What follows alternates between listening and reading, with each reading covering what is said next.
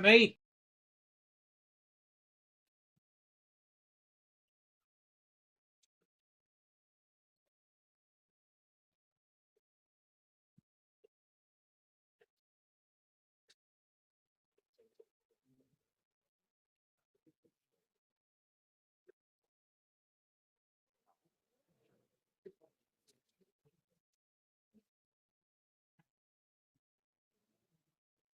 Hello.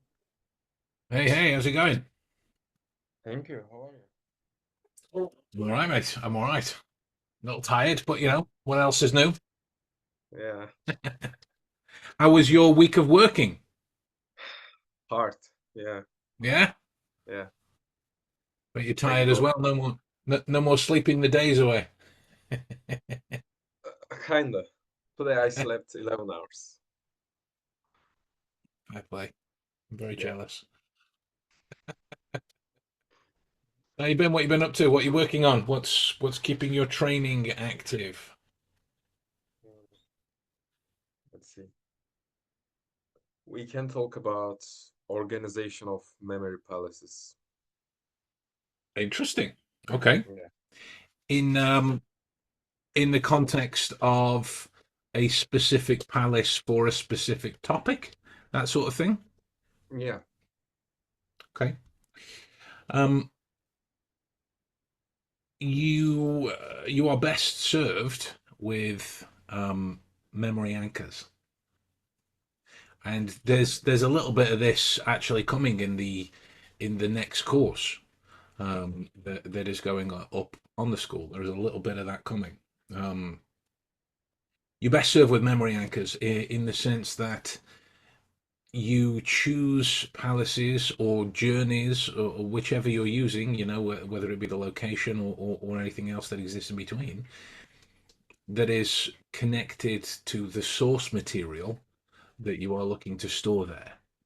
But it doesn't have to be a direct connection. Like it doesn't have to be a hospital for medicinal information. It doesn't have to be a courtroom for legal. It doesn't have. It can be if you want that, but it doesn't have to be Mhm. if you want that. So, um, like some of the things I've done over the years would be like use my childhood home for history because that's my history, right? Mhm. So you can use history connected that way. So it's got World War data in there, rise of certain ideologies and religion and blah blah blah blah blah blah blah. Because it's connected to the topic. So what kind of stuff are you looking to store? Biology first. Allergy. It could Okay. be, Yeah, especially human yes. biology. Yeah. Especially Human biology. human biology. Okay. Yeah. So the obvious there would be to pick some kind of lab if you have one or know of one. I think my head might be sunburned. Looks very red. If you have one or know one, you can use that. But then if not, it is a case of finding a place that is connected to the biological subtext of the data that you're working with. So when you say biology, I presume it's things like anatomy, physiology, cellular, generating, blah blah blah, all that kind of stuff, right? Mhm. So, being fans of TV detectives, the labs of TV detectives, when they go into the lab, you can use them because Mhm. you only need a stock image to start it. You can build it out if they don't show it in the show, like in the sense that um, I can recognize the fireplace at 221B as the grandiose flicker with the chairs either side, the little tables for for their drinks, the skull that's on the top with the knife that's in the papers, all of that.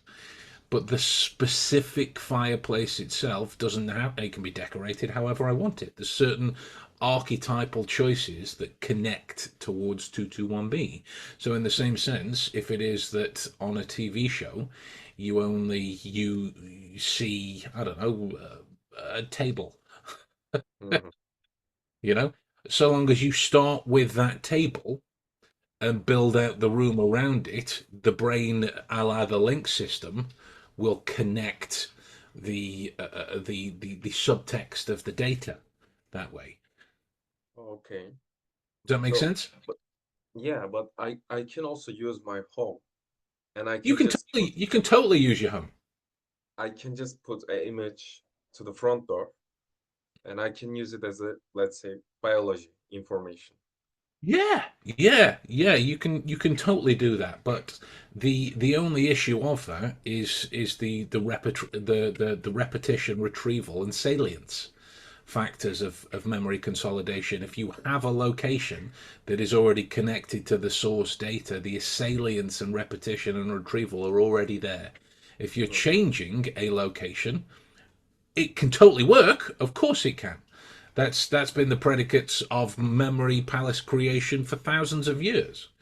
But it's the additional steps that you want to take, because from then on, your home is only connected to biology. Hmm. See the difference, right? So you can totally use it. Of course you can, but that's just the trade-off in that particular way. That's why I always look for source material that's connected. And if it is that I want a journey, I still use the journeys around my house. I still use the journeys that are local to me, but they are temporary holding for data. Like my TED talk was stored at my sister's house, right? So as the memory of that fades, her house becomes something I can use again. Hmm. Biology data will be used that much, the memory of it would be a strong connection. So it might not get separated from your house. So if that's easy for you, use it. No problem whatsoever. It's just something to be aware of.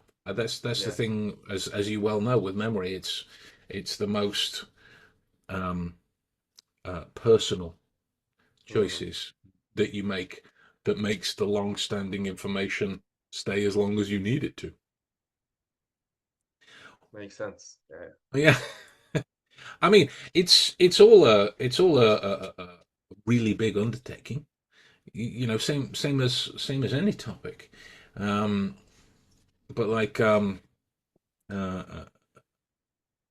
mi poli I toki pona tan tempo suli tasso mi alla sonna I toki pona tan.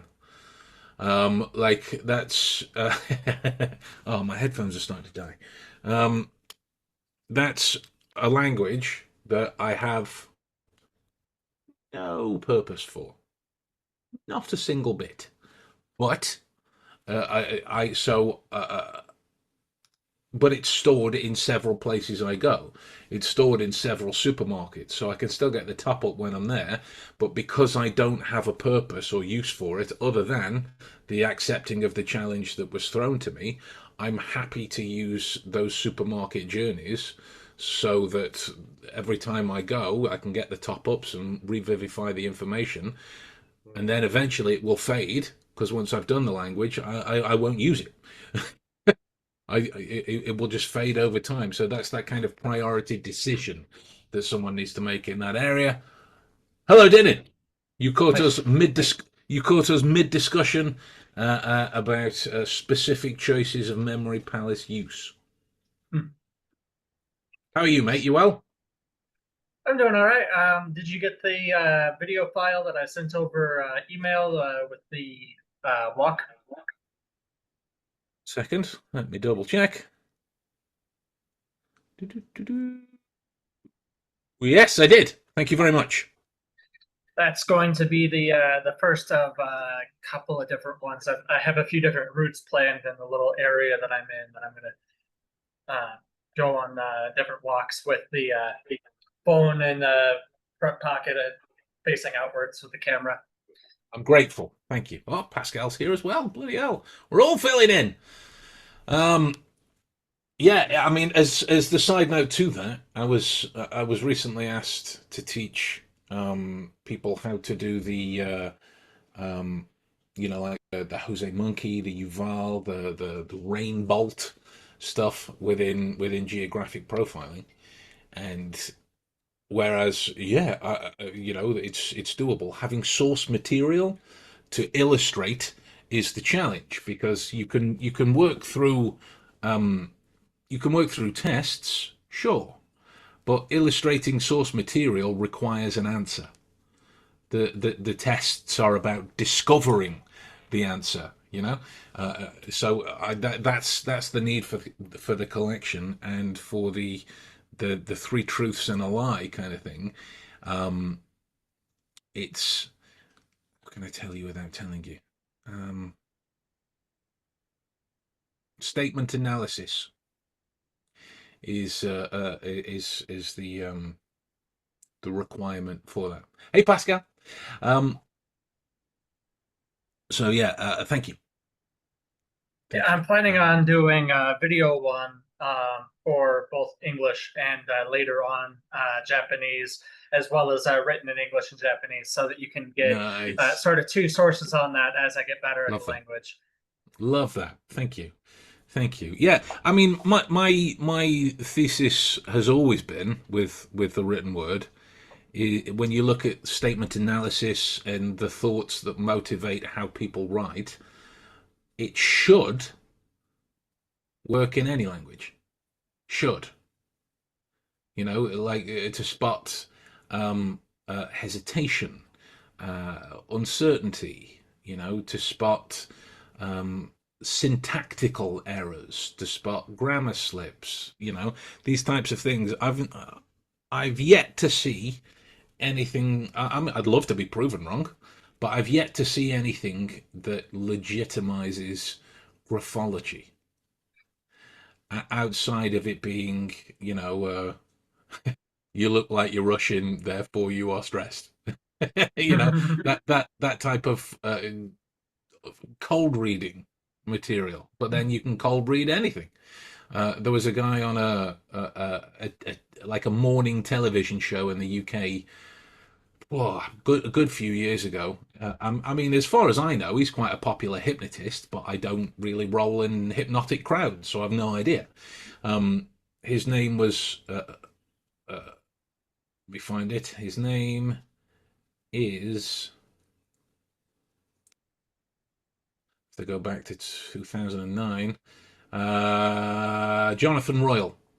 His name was Jonathan Royal, and he did cold reading stuff, looking at people's belly buttons, their navels.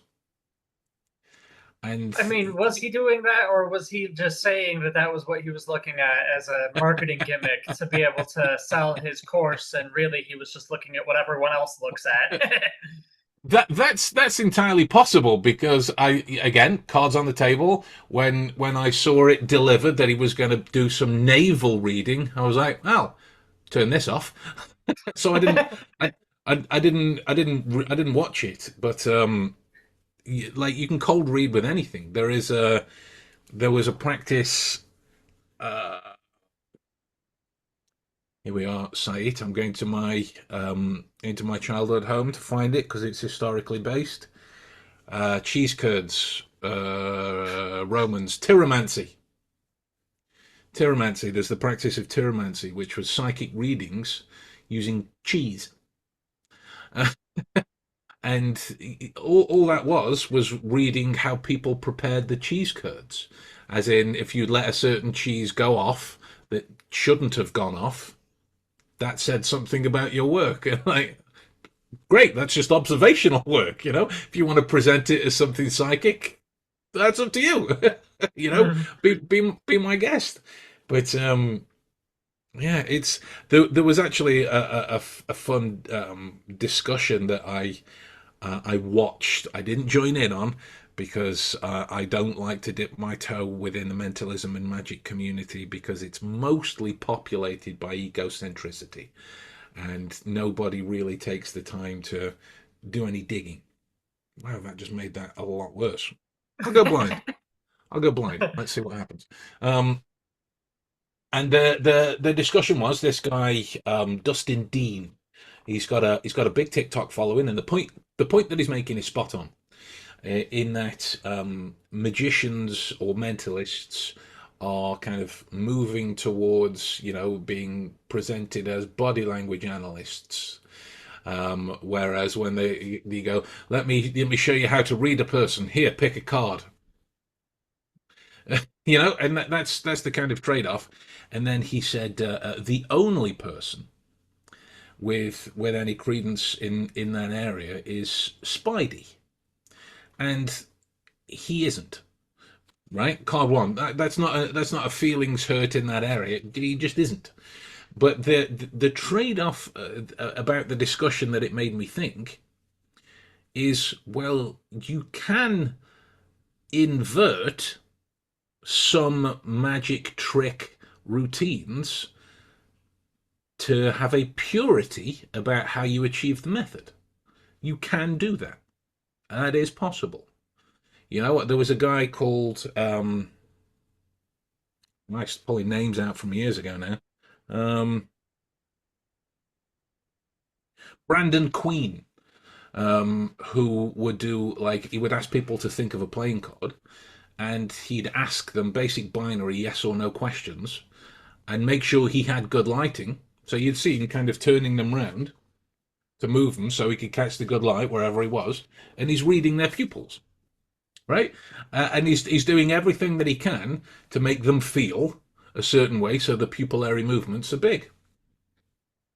That's one way you could do it, right? If I asked you three guys to think of playing cards now, unless I'm trying to psychologically force you, which is obvious to certain magicians, there's no way I'm getting the right answer unless we frame it as some kind of read and create special circumstances for that. So there are ways of presenting it accordingly, and I think that those kind of conversations are interesting because it illustrates a lack of critical thinking.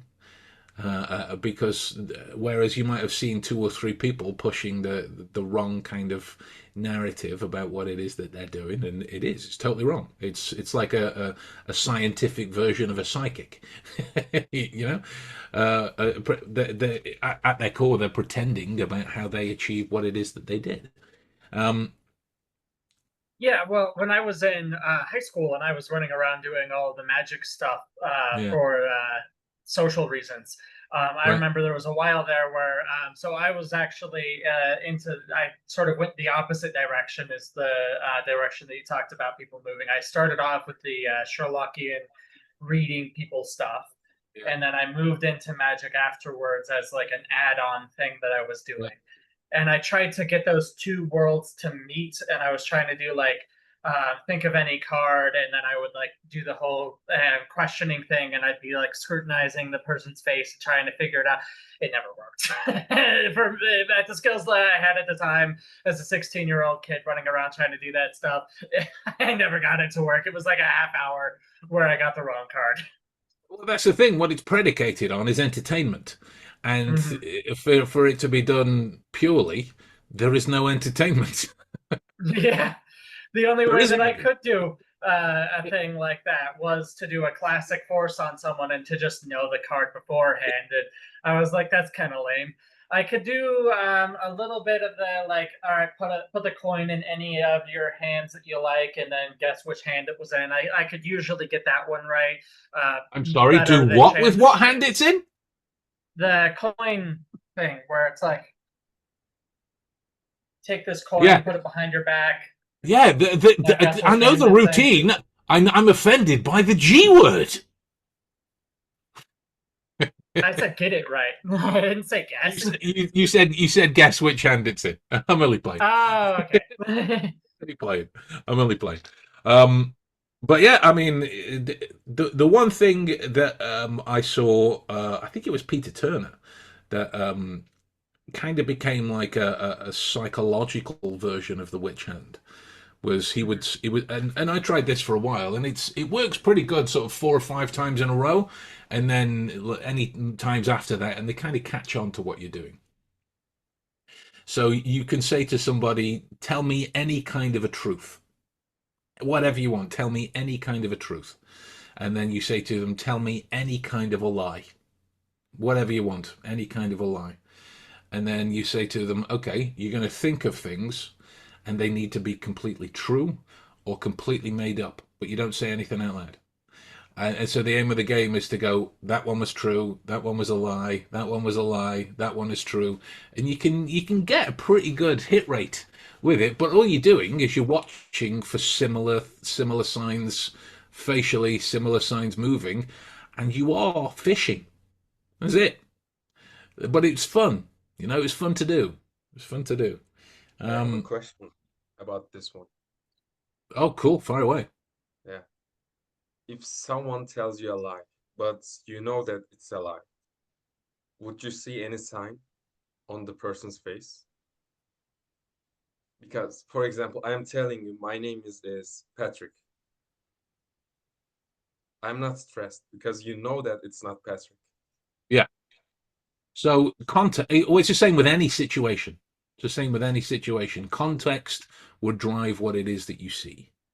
But if the understanding is that you know it's a lie, Mhm. then it depends on what you want to do to learn. Like I had a routine a while back. I think I called it ratiocination, where it was witch hand stuff, rock paper scissors, thought of cards, and all that stuff. But it was predicated on knowing for a fact if they'd chosen to be a liar or a truth teller. And the easiest one is observing whether they are right or left-handed. And you can do that through most actions, how they shuffle, how they text on their phone, all of those kinds of things. And so I just say, in your head, choose whether you are going to be a truth teller or a liar. If whatever you choose, you just answer all of the questions in character. And then, like, if they were a liar and they told me that they put the coin in their right hand, I would say, okay, what's your favorite color? They'd say something else. I'd say, is the coin in your right or left hand? They'd say whatever they'd say. And then if they were right-handed, and I said, are you right or left-handed? They go, I'm left-handed. I know all of the other questions I've just asked then are opposite to it. So if you're putting it outside of a routine, you then go, okay, you've told me your name's Patrick. So in the situation, we are thinking this is quite a social scenario. There's no real stakes that are going on here, but for whatever reason, I know, right? I mean, outside of we've known each other for a while, but let's just say for whatever reason, I know your name is not Patrick. So all I do is I just dig. I just dig. I have no idea if what I'm about to say is true or not. Patrick, that's a curious name for you don't get a lot of Patricks in Turkey. Right. See what you do with that. Yeah. I'm building, and Pascal knows this term. Just in your name, other did it. Other than yeah. Brilliant. Um, you're building an idea of someone's personal behavioral repertoire. That's what you're building. But in those situations, it is beneficial because you can file that information under deception, where because you know they are being deceptive. That's quite a rare treat to be in. Mhm. Whereas in most circumstances, if you're learning about behavioral repertoires, you have to file the information under possibly or stressed or anxious or whatever, you know. Um, so yeah, that's the kind of trade-off. That's the kind of trade-off. So yeah, it's the same with anything. It just depends how you use it. Mhm. It's also a question of, well, what's the purpose of lying about your name, and what's the purpose of trying to find out the truth of the name? So, is this like a private, some kind of an intelligence gathering type of a game where they're using a cover identity, or if they're from a different country, maybe they just know that their name is really hard to say for English speakers, and so they've chosen something easier, like Yeah, yeah. a Chinese woman named Zhang calls herself Sharon because it's more familiar to English ears and it's close enough. So whatever. Yeah, totally, totally. But I mean, correct me if I'm wrong, Said. I think it was more of a curiosity around a situation what you would do Mhm. if you knew somebody was lying. Didn't spot on. We could change it between any particular situation that you would ever encounter. At the root of it, the corollary is what would you do if you knew someone was lying to you? What would you do in that situation? How could, would, or should you use that? That's the um, that's the trade-off. You know, it's like if you really wanted to be a dick about things, and somebody had bought you a birthday present, and they were trying to hide it from you, you could question them all day, follow them around. You know they have to lie to you. You know they have to lie to you because of the secret or the surprise, right? But that's I'm not encouraging that because that's kind of an awful thing to do if they're trying to buy you a present and you're going to be a dick about it. But Unless, of course, they're teasing you about not knowing what the present is, in which case the game is on. oh, 100%. Gloves are on, right? Let's do this.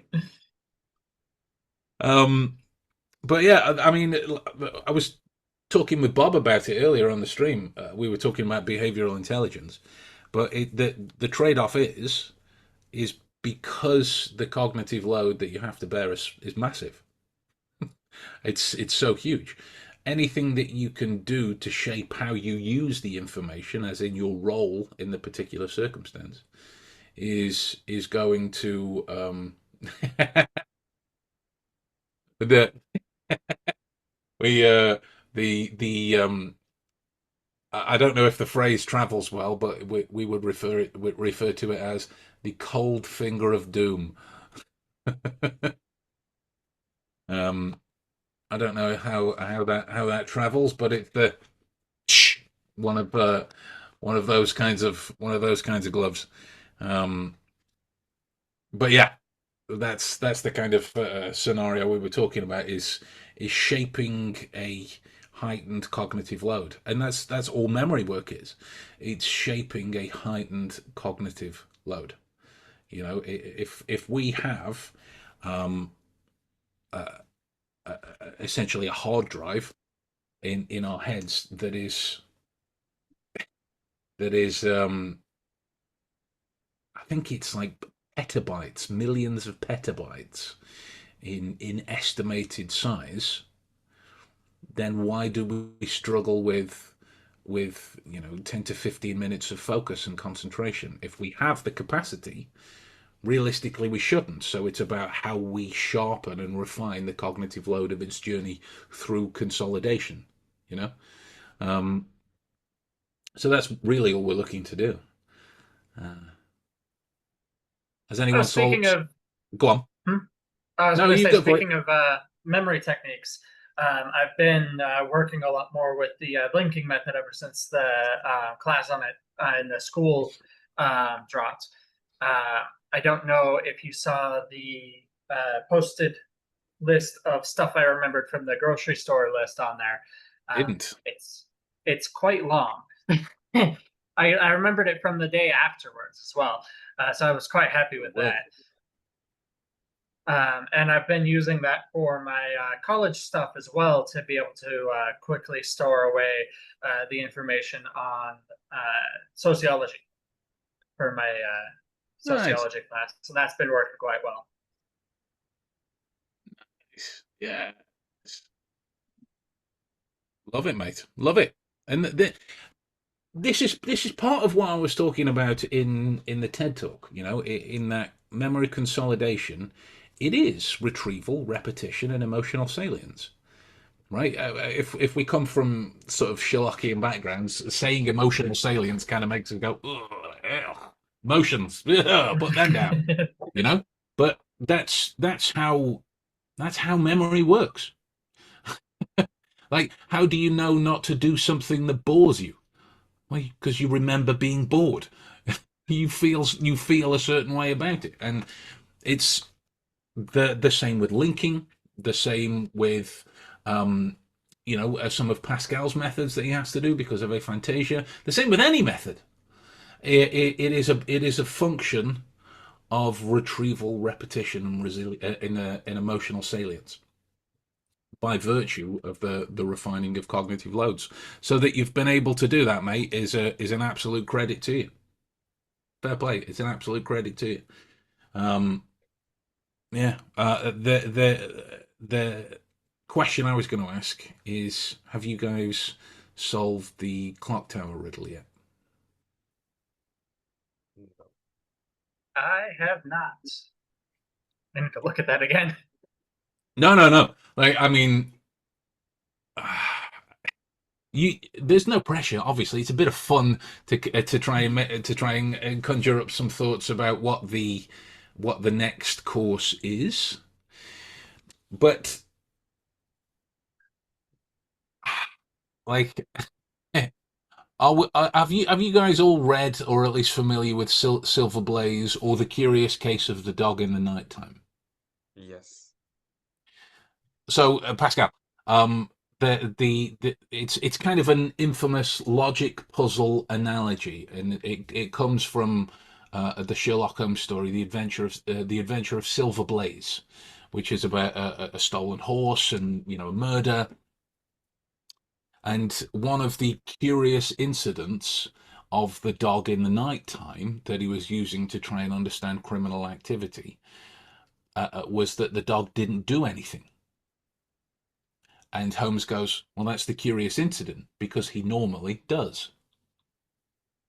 Right?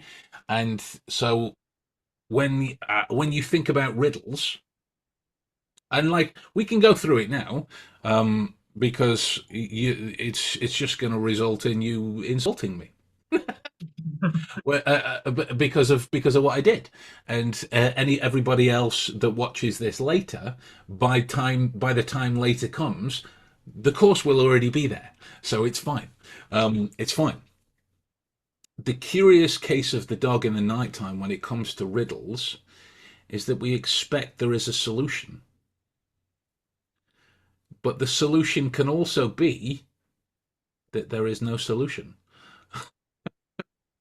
Right? That is the riddle in that situation. So, especially, and the reason that I use this is because I had it done to me, and it was such an impactful moment for I try and pride myself on being as aware of as much information as I can, or taking as many intellectual pursuits as I can. So when I'm presented with a problem and somebody tells me it's a riddle has a solution. Like a jigsaw can be solved, a Rubik's Cube can be solved. I'll find it. This MFer left me with it every day for a month. For a month. And he was like, well, so what's the solution? Kept kind of poking me. What's the solution? I'll get it. I'll get it. What's the solution? I'll get it. I'll learn. Yeah, come on, you failed. Don't worry about it. No, I'll get it. I'm committed. I'm focused. I can figure this out. It was such a big moment to go. I focused so hard in one direction that I missed a very real possibility that can occur. Right? If somebody proposes that 2 plus 2 is actually purple, right? That's nonsensical. The riddle becomes about understanding why they believe 2 plus 2 is purple. So if somebody presents a riddle, it has an answer, right? But the answer can be that there is no answer. you know. Um, What but was the I should also tell you, just one sec. I should also tell you that me telling you that is not the actual answer, right? just so I Which don't have to hunt it down while you're talking to me? What's the wording of the riddle again? I got it for you here. It's in the challenges part of the community, and it's under the moniker the next course. And so the wording is such: here is a hint. See if you can work with it. Every morning at 7 a.m., a town's old clock tower rings loudly. One day it was silent, Yet no one broke in. No one sabotaged it. And the clock hands still showed shit. Well, this is a lot of S's. And the clock hands still showed 7 a.m. sharp. But one young observer smiled and said, "Ah, the bell did ring, just not how you'd expect it." Is it that everyone noticed that it didn't ring, and so it drew attention to the clock tower anyways, and so therefore, in a manner of speaking, it still did its job to point to 7? I'm going to keep the poker face because the answer's in the video course itself, right? And it's relevant. But this is the additional property of how we think about things, because we are functioning around memory and logic as part of the school. So one would acknowledge from the delivery of a riddle that it's analogous to a problem, any kind of a problem. The problem of working with somebody that you don't necessarily get on with, or working for somebody that you don't necessarily get on with, or whatever it is. To kind of open, when I say your, I mean humans' eyes towards alternative possibilities that could be very relevant to the problem at hand. And that's a direct line towards remembering specific information, because if you recode information about the problem, then you're never going to solve it because it's not the original problem. You know, so that's the drive in there. The About other it. possibility is that the kid just wanted to sound quite clever, and so he said something absolutely nonsense to the townsfolk to make it look like he knew something they didn't. So it's funny you should mention that. So when you see the image, I mean, I asked an AI image generator to come up with an image for this riddle, but to use another image as a source. And it's a very popular meme that there's a little girl that's standing near the front of the camera with a house burning down behind her, and she's kind of like giving this sort of evil little grin towards the front. So I was like, create the image, but use that as your source. I quite like it. It's like a little Victorian evil little git. Yeah, the age of the clock could be, I still think that the image could be biases, because it could be like a younger modern clock, and they just change the ringtone, and Yeah. it could be that it rang, but you're used to certain type of rings, and there's another sound, like, I don't know, Led Zeppelin song, for example, just playing. You will probably not notice it, but it played at 7 o'clock. Perfectly. And like in these moments now, because I'm such a dork about riddles, I love them, and puzzles. I wanna kind of dig into it with you, but it's it's going to be more beneficial in the long run to discover what the answer is through the course. It's going to be more beneficial in that way, and it'll be great. It'll be great for you as well, Pascal, um, because it's nothing to do with like a link or a journey, or any kind of picture in your head. Good, It because is. my head is Blake. That's good. Yeah, it's well, yeah, I was about to keep talking. I'm a terrible witness under interrogation. I was Yeah, talking about your TED talk with a friend oh, that is a geek, a yeah, technological geek, and we had quite a good argument. That was fun. That was really fun, because I don't use pretty much any tech in my life. I don't like it, and I like to use my brain. me too. So, and for him, it's like, at his home, I think he has something like 5 iPads, 4 tablets, like 5 or 6 phone and things like that. So and everything is in this watch and things like that. And I said, "Do you remember stuff?" and I said, "Go check the TED talk." And said, "I don't need that. We have all the gears and things like that." And I said, "Yeah, but you're becoming dumber." That's where you go. He said, "Oh, fuck you." Was the answer. And I love that. So I just push it I harder. It's hard to translate it in English for me because it was like slang in French, so and not always good words. Let's say that. And it was fun. I always like the French insult I heard. There was a "D'encul de ta mère,"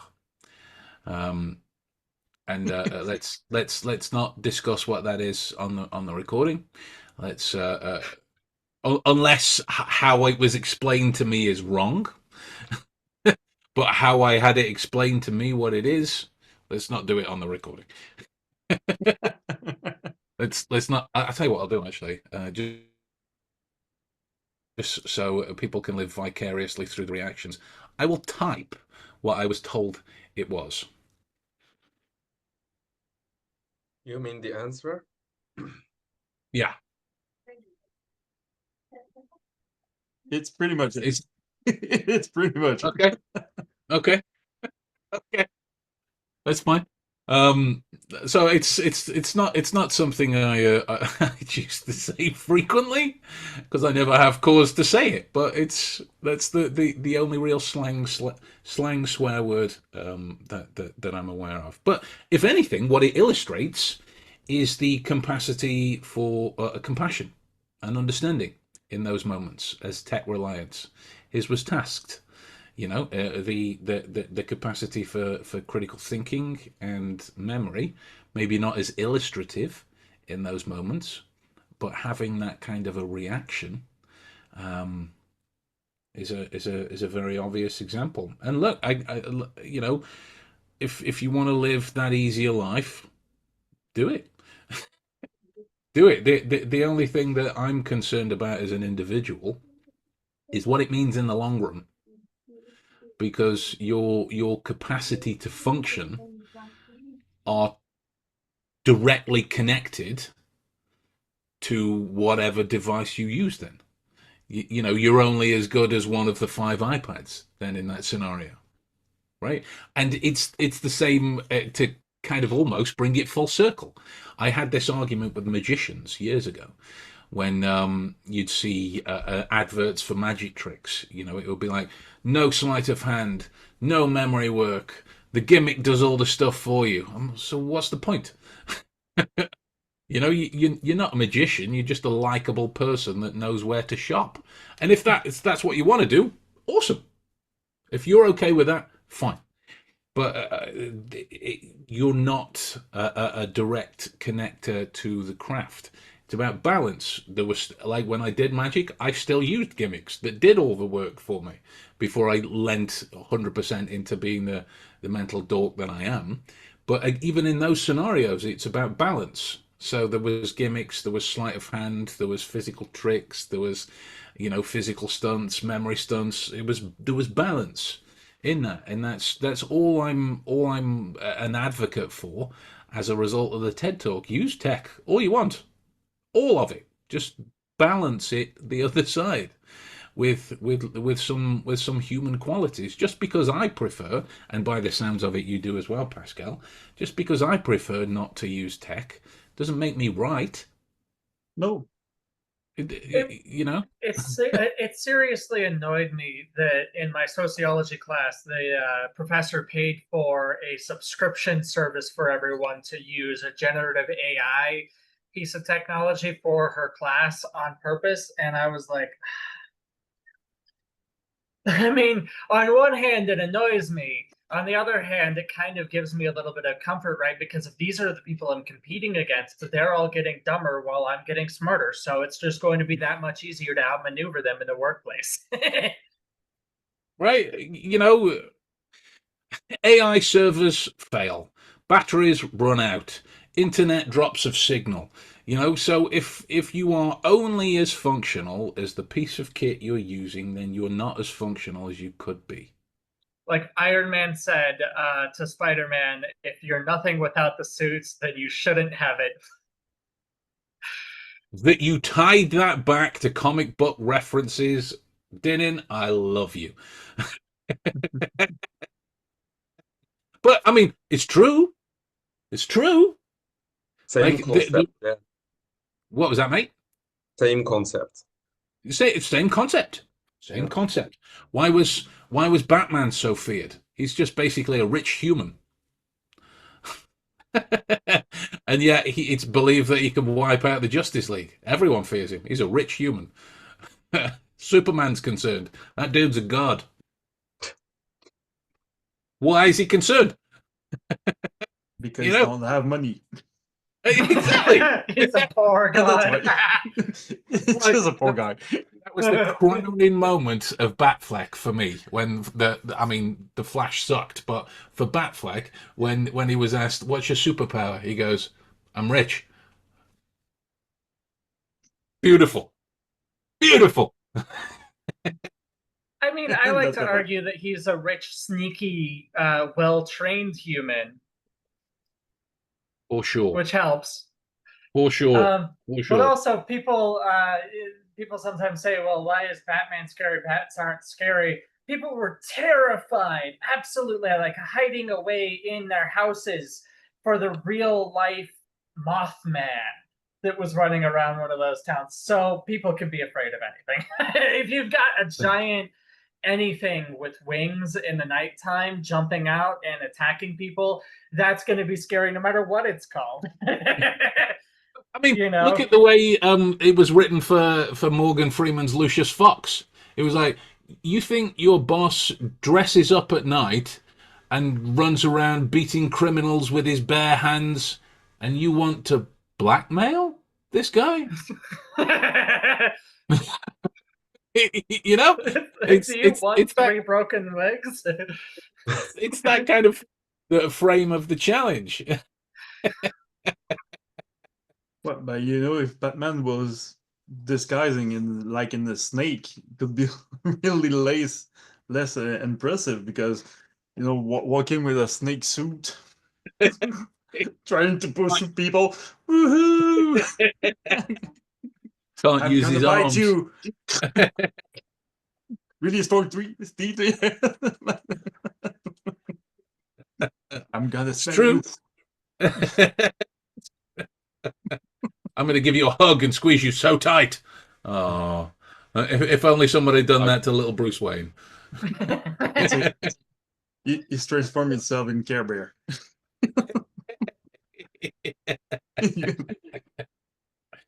But like again, this just popped up. Sorry, I'll tell you the connection. I read a book called Becoming Batman. And it was about the legitimized science and practical aspects of what you would have to do to become Batman. And I don't know the comic citation off the top of my head, but it was written about that he knows all of these martial arts, has all of these gadgets, speaks all of these languages, does all blah blah blah blah blah. And the languages jumped to the AI fascination with instant translation of every language. And this isn't just because I like learning languages. I'm thinking about the logic of it. So people would be fascinated by that. Okay, sure. But realistically, you're going to bump into maybe 3 or 4 different language variations in your life. In your life. What happens when you can't connect to the server if you've, I don't know, gone to the middle of India somewhere and there's no signal and you're trying to communicate in Hindi? How does that help you then? Why not channel the few $1,000s that it takes to buy whatever instant translation it is? It might not be a few thousand, I don't know. It could be $20, but why not channel the money, whatever it is, into learning how to communicate? Because that will last longer than any device ever will. Well, You and know, also, there's not, there's a few things here. So the first point that I want to make, which is kind of the obvious one. AI hallucinates shit all the time. It just makes stuff up. They had an AI automatic what's it called? Service that was transcribing what people were saying Right. in some service. I forget which one it was. They kept making up this random boy that they would just throw into there, and so they spent more time taking Doug, the random boy that the AI kept hallucinating, out of the transcriptions than they would have if they had just transcribed it themselves. But they were being forced to use it by this company. AI, you can't really trust it ever. I barely trust human translators with the conversations that I have. Nonetheless, a robot that can decide that eating 3 small rocks a day is healthy for humans. I don't trust that machine as far as I can throw it. And it's an amorphous being that I can't touch, nonetheless throw. That's fair. That's fair. Oh, we've got a late entrant. The other big thing with the whole AI translation thing as well is that the purpose of one big one is that translation, whether it's done by AI or by a person, is always going to be a less direct connection than just talking to somebody. If you're talking to a robot that is then talking to another person, that's talking to the robot and then talking to you, there's a middleman there that you don't need if you can just speak the language. And then there's not any miscommunications that are outside of your own ability to speak the language. Whereas if they're having to interpret the content and the meaning of what you're trying to say and then translate that into a very different language, like, say, Japanese that I'm learning, it's very hard to get the content of what you're trying to say across through translating service. That's why so many people don't really like in the anime watching community. There's the subs versus dub purists, and both of them are kind of wrong, because the real answer is you're never going to really understand the nuances of what's being said in any medium unless you actually speak the language and you can understand those little subtle nuances. You know, the way that the different personal pronouns in Japanese changes based on your relationship to the speaker and your perceived social standing within the circumstance, and the way that the verbs conjugate at the ends of words based on the formality of it. None of that has any translation equivalent whatsoever into English. And so all of those little cultural nuances are completely lost. And so if you actually want to have a proper connection with the other person that you're talking to, you're just going to need to be able to speak their language.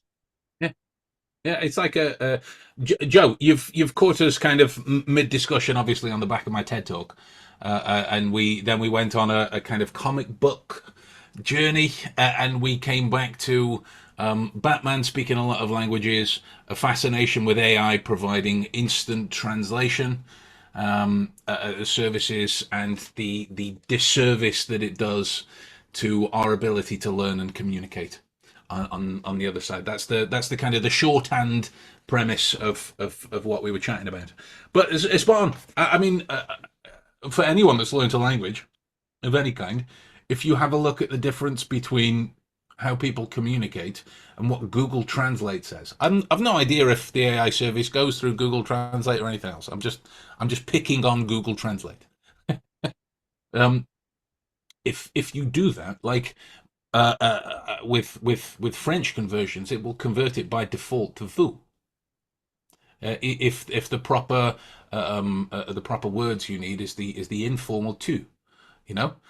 There's those kinds of things that are lost in translation. And just as a side note, Joe, I'm getting there with Tokipona. I have my memory palaces stocked. It's just about practice now. But yeah, so I agree. I agree in that situation. That sounded like I was going to keep going. That was the end of my sentence. How are you, Joe? I'm doing good. I keep forgetting that this call isn't automatically on my calendar. And I was just like, oh my God, I will catch the end of this. I will not miss this week. I will at least be at the tail end of it.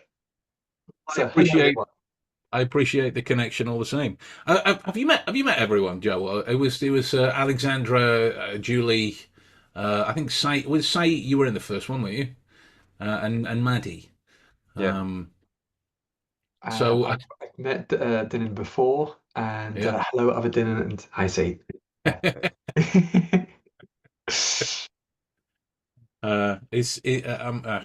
Il s'appelle Pascal.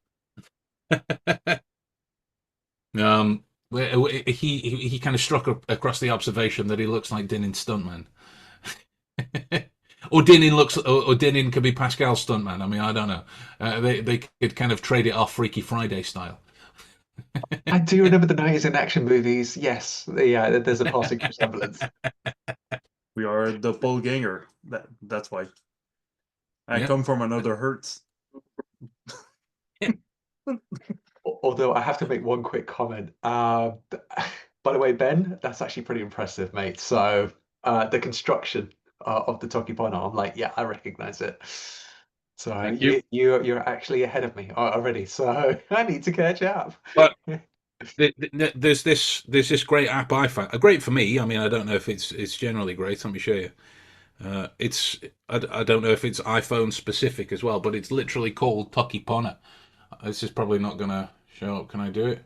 But yeah, there's all the kind of so it will go through kind of basic sentences, nouns, verbs, indirect, prepositions, locations, negations, proper names, commands, questions, compound that, basically all through the concept of it. So it's not just the stock words, right?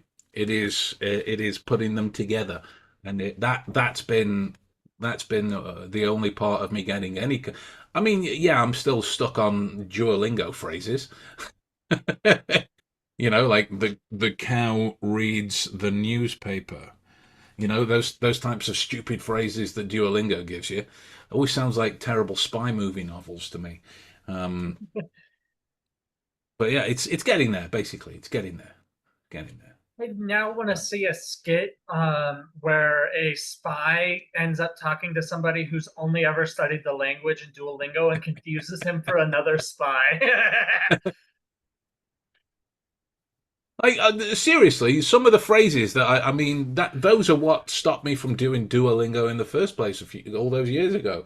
It was like I'm never going to say to anybody that the fish reads the newspaper.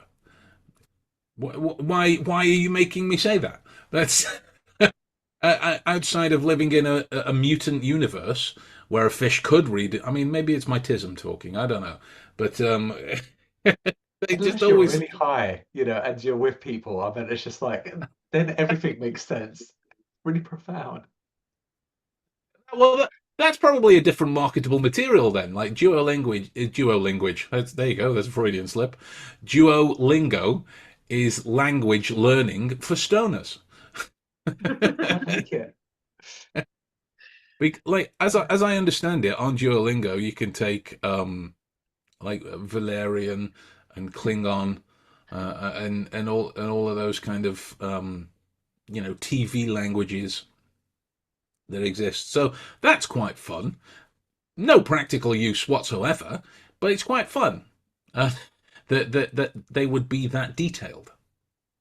I still find it kind of mind-blowing that Tolkien only really writ the Lord of the Rings trilogy and the whole book series just so he can actually play around with the languages. And I was like, Beautiful, beautiful. I mean, reading the Silmarillion and the kind of the elfish stuff that's in there. Wow. Oh, I tell you what. Have any of you guys ever read or come across the book of Train Spotting? The book of the film. It was a book first before it was a film. only the film for me. Only the So, films. I mean, don't get me wrong, it's a great book, but it's almost impossible to read. It's by a guy called Irvin Welsh because he's written the thick Scottish accent. So how in the film, like, oh, you're going to feed the drugs of Fikiri, like he's written those kinds of words down. So you have to kind of like, what the, take a day to get through a page, and that's an ordeal. That's a challenge and a half.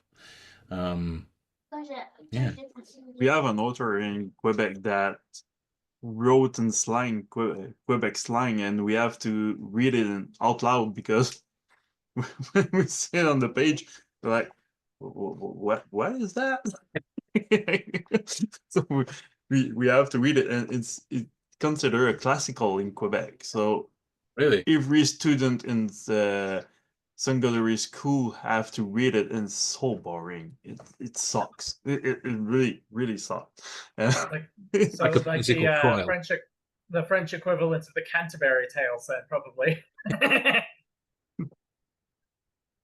I tell you what is funny in our local shopping centre in Stoke, because the Stoke slang accent sounds like you've had multiple strokes, and you can It always sounds like what? people have had multiple strokes. You know, No, I know, but if you talk like that, how does it oh, sound? well, I'm gonna get into it. So they in the shopping centre they had lots of kind of like paintings of the local heritage stuff, but it would have written words on in the phonetic description of a Stoke-on-Trent accent. And you could always spot the people who weren't from Stoke because you just see them kind of staring at the walls, like trying to figure out what was happening. Like some of the phrases would be like, "Oh, don't tell me you're getting warm skinned." Like Joe, as an English person, do you I even got know what half that of means? that. I got half of it. The rest of it, I'm like, what? I don't understand the context. Yeah, don't tell me you're getting warm skinned. Um, it would be, don't tell me that you're going home without money, broke, skint. Like I said, I got Why? half of it. I got everything but skint. I had no idea what that was. Everything else was a word I was familiar with, and I'm used to listening to foreign languages. I was like, I have no idea what a skint is. It was like if you see a really old Stokey, a really old man, you'll get the, hey, Doc, that's all right. You get a lot of that. And you can probably infer from context of tone, but duck is like mate, friend, pal, dude, that type of word. So it's not Hat, dog, it's duck. As in like the duck, quack quack type. yeah, as in Donald Duck. I have never heard that one before. Never. Okay. But then again, I have been in a London bubble for how long, so Oh, that's fair. That's fair. That's fair. I like that in certain parts of London, everyone calls everyone love. I like that. Regardless of gender, I like that. But yeah, after rate is like, are you okay? Are you all right? And like the phonetic way it was written down would be HAT space ORATE, and you'd see the people like, what? There was a thing on like the Stoke-on-Trent tourist sites for a while, was cost kick a bow against a woe and add it till you boss it.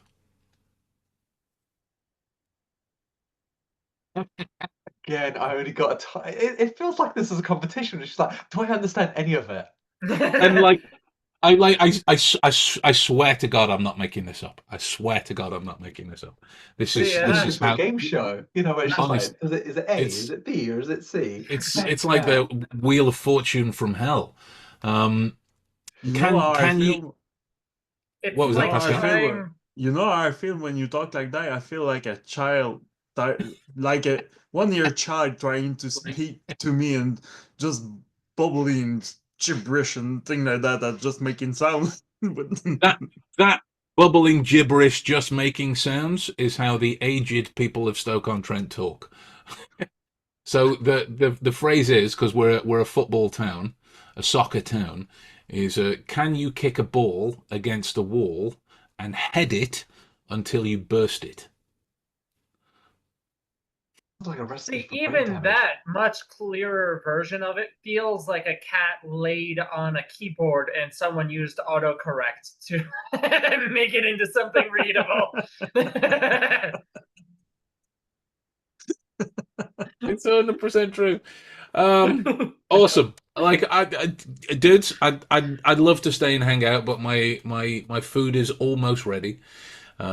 So I'm gonna go and consume lest I hit an unachievable number. Because when I get to like 7 or 8 on the hunger scale, I'm not even paying attention to you guys anyway. I'm not even in the room.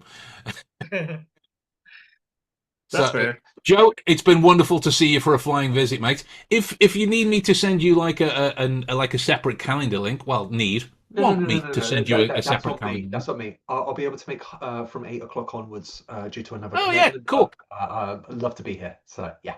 Cool. I mean, they're not mandatory or anything like that, and it's only a social where we just hang out. We talk shop, but it's as you can well see, it's informal in nature.